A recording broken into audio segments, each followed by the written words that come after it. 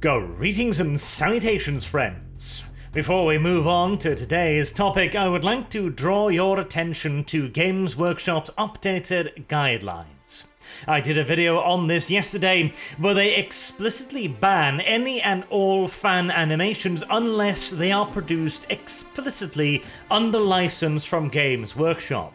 Their guidelines are, of course, far more far-reaching than that, and whilst right now they are only coming after fan animations, threatening them to take down their videos and demonetize their content, I believe this is simply the first step in boiling the frog yet again.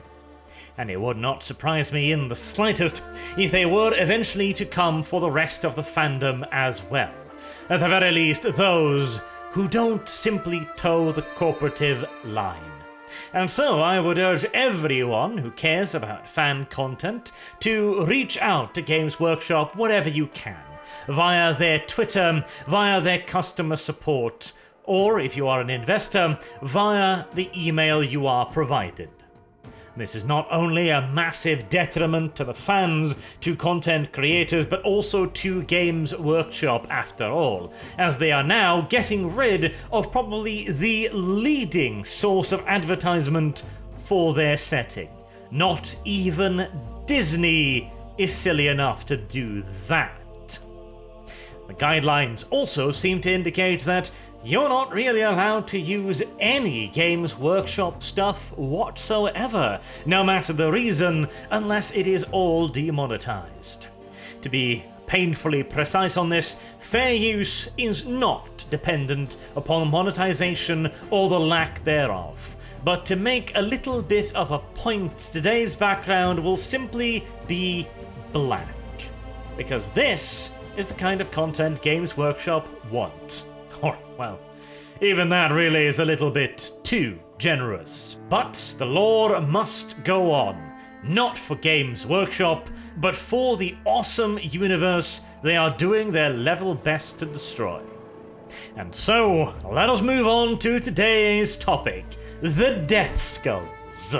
The most entrepreneuring of all clans, and a thoroughly unique one as well, in that their primary interest lies not with the actual fighting and shooting and boom bang banging bombardment of war and battle, but rather what happens after the noise stops. That's right. This particular gaggle of greenskins care more for looting than the shooting, more for the booty than the brawl. A most assuredly Un-Orky disposition that has earned the Deathskulls considerable animosity from their brethren.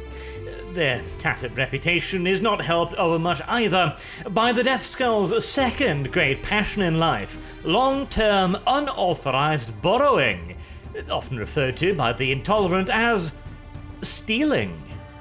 But really, such a term is far too negative, too many connotations for the kleptomaniac clan. After all, it is merely an unfortunate set of coincidences, really, that happens to see one orc possess something that a Deathskull would like to possess instead.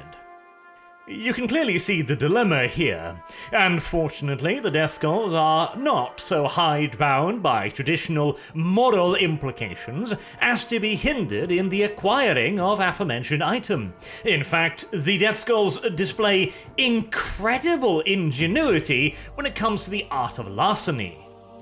It matters not one wink of an iota how many well-trained squigs or ingenious alarm systems you place in between a Deathskull and your most prized and shiniest of possessions, because that shit's getting Ocean's 11'd long before you finish laughing your ass off at Ocean's 8. A movie, by the way, that I heartily recommend. A finer satire of Ocean's 11 and criminality in general you will be hard-pressed to find. But, regrettably, all the cleverness displayed in the acquiring of the object seems to disappear almost instantly once the Deathskull actually gets his hands on it. You see, the clan has never really put all that much stock into exactly how things work, how they're supposed to work, or even really understanding what a thing is in the first place. They know it's over there, they know somebody else has it, and they know that that's a damn shame. But beyond that, their concern is somewhat limited, frankly. Which is, again, rather unfortunate. As if it weren't for that, the Deathskulls would undoubtedly have been the Archimedes types of the Orcish race. Brilliant engineers and technicians capable of creating the most outlandish contraption designed specifically for the purpose of, well, again, good old-fashioned burglary. When I come to think of it, that does somewhat limit the field of innovation, doesn't it? I doubt they could come up with, say, a microwave, for example, that worked purely on the principle of theft. But, then again, the entire Orcish species tends to not put all that much thought into how things work. They just simply know it works, and is that not enough? It works, doesn't it? Good enough for Orcish work. Plus, the Deathskulls have an added advantage in the field of Orcish engineering: luck. The Deathskulls' favoured colour is blue, the colour of luck, and just like red ones go faster, blue things are in fact luckier. So when they come up with some kind of Mission Impossible Tom Cruise-esque contraption to lower them slowly yet steadily down towards the laser grid implemented by their Orcish rivals, it will work. Somehow. The rope might not be strong enough to carry the orc's weight, yet that will not matter. The laser grid might be placed a meter further up from the floor, yet it will not matter.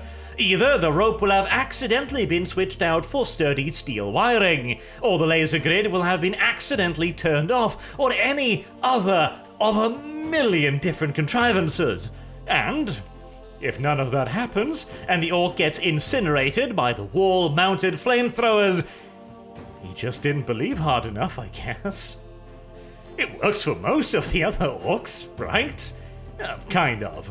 It is true that the Deathskulls do produce a remarkable number of mechs, the Orcish subclass, race, species thing that tinkers away with vehicles with the blessing of the great green one in the sky, of course.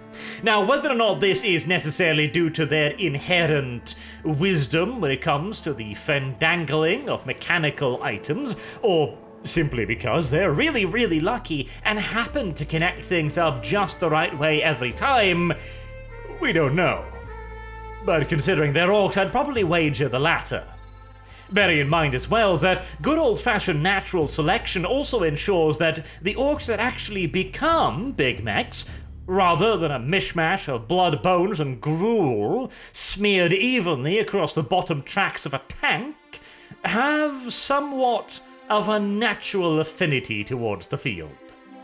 This may also incidentally explain why the Deathskulls are so damn good at borrowing things. After all, the rest of Orc society only really hears about the impossible attempts that go right, where a lone Deathskull outfoxes 17 specially trained attack squigs, bribes, barters, and beats the 42 alarm goblins, and then slippery steals the Orc warboss's prized shiny shooter from underneath his pillow, even as the warboss sleeps on top of it. No one really pays over much in the way of mind to the other 72 greenskins that were all roundly devoured at the first hurdle. No reason to believe that the same thing wouldn't hold true for their engineering adventures. For every brilliant mech boy, there is a heap of mangled, torn, shredded corpses and exploded machinery behind him. But when it works, oh boy, does it work. The Deathskulls are one of the most efficient Orcish clans out there when it comes to actual fighting and conquering.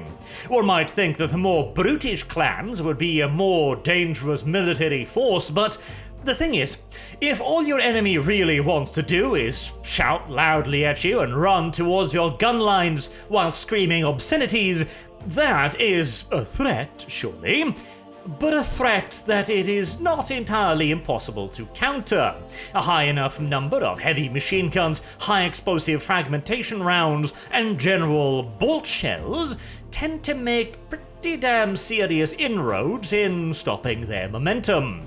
Whereas an army of maddened savages whose only real interest is overrunning your ass with massed firepower as quickly as orkishly possible so that they can actually get to the stealing and looting part of the fight, that can be worse.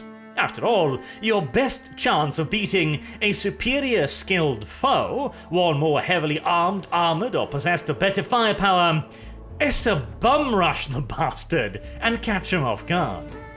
And whereas other orc tribes might throw away an advantage gained in yet another heedless retardo charge into the gun lines, the Deathskulls will instead take their time, thoroughly going over the entirety of the battlefield, taking absolutely, literally everything. We're not just talking weapons, armor, ammunition, shinies and tanks and other vehicles here.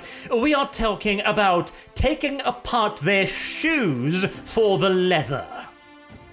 And after the orgy of booty has been thoroughly brought to a close, the Deathskulls will retreat to their camps, where they will begin haggling, bidding, beating, stabbing, stealing, etc. amongst one another. I'm actually mildly surprised that that even is the pretense of basic orc capitalism, spelled with a K, of course, in Deathskull society, since they seem to prefer taking over paying for anything.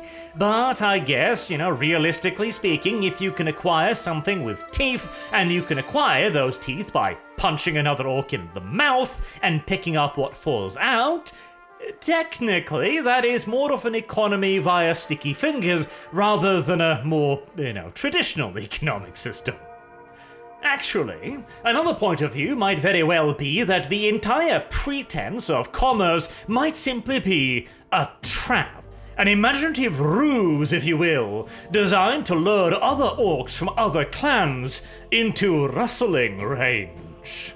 Whereupon, having entered into the Deathskull camp, these unfortunate individuals can be relieved of any additional baggage they may be carrying, either via good old-fashioned pilfering means, pickpocketing, stealing, filching, or, occasionally, for the more traditionally minded, a good old-fashioned bonk on the head, followed by a scene of absolute rapine plunder, as all of the nearby Deathskulls immediately rush over to take good and gentle care, of course, of the outside visitor.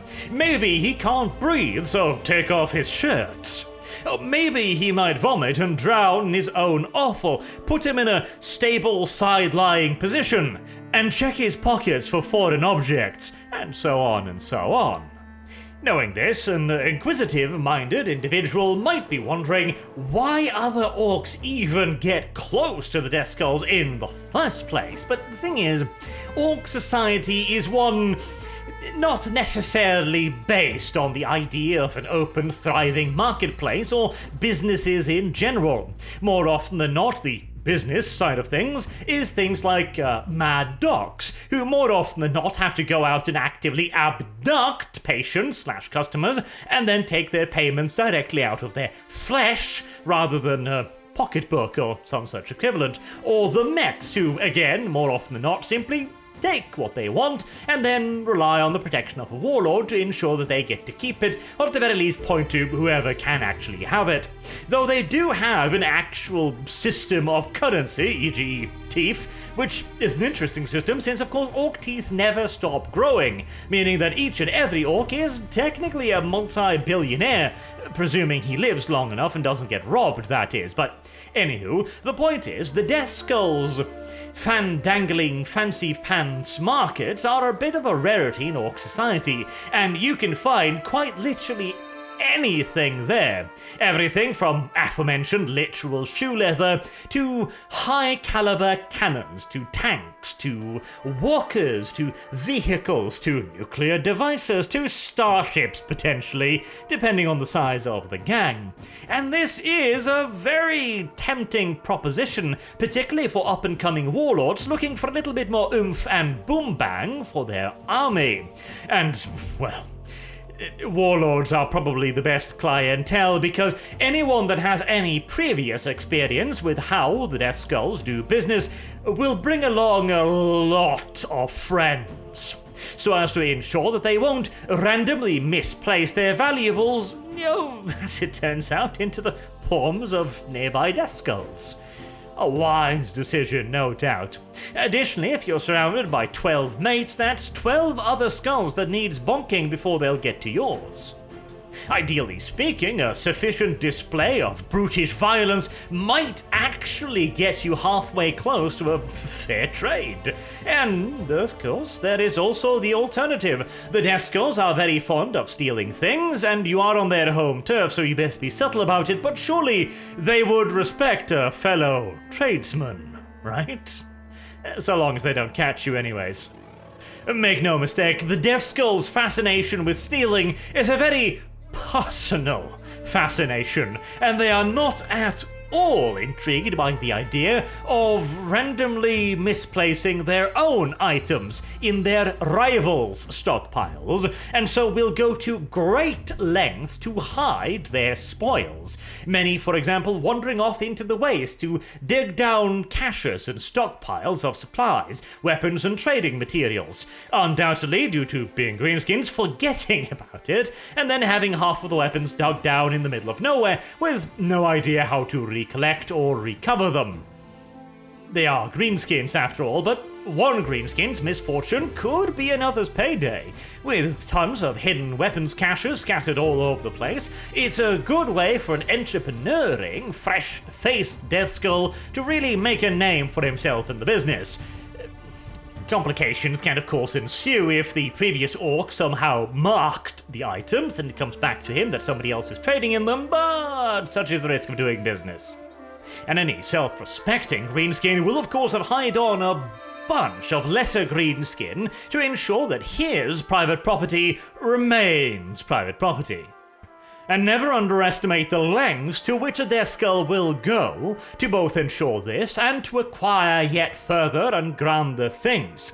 Their proclivity for purloining items, you see, is not really necessarily a logical or reasonable thing. An orc doesn't steal an extra weapon because, he needs it. It's because it could be handy at some point, it's shiny, and I want it.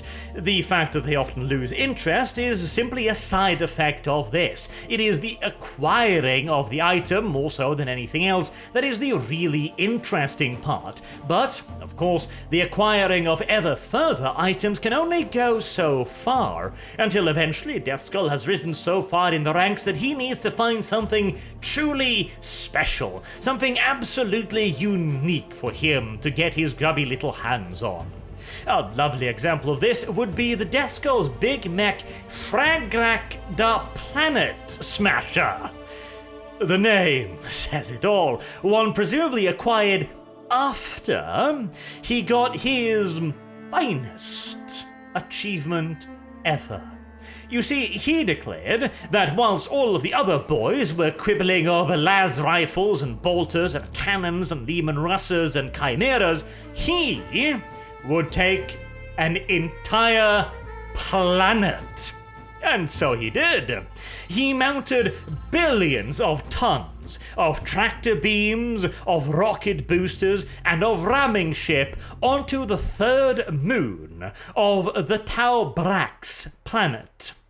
All in order so that he could move the moon into the primary world, which happened to be an Imperial hive world. You can imagine the consequences of tossing a moon at a thriving populated planet, and you'd probably be pretty damn close to the actual result. The entirety of the planet was reduced to a scattered pile of astral debris, essentially a massive asteroid belt, which was of course picked clean by the Planet Smasher's disciples for everything even remotely valuable, useful, or simply just adorable. But whilst the lesser greenskins squabbled amongst one another for objects of little real value for a man with as refined taste as Fragrak, he selected the finest asteroids, the largest chunks of the planet, and turned them into rooks.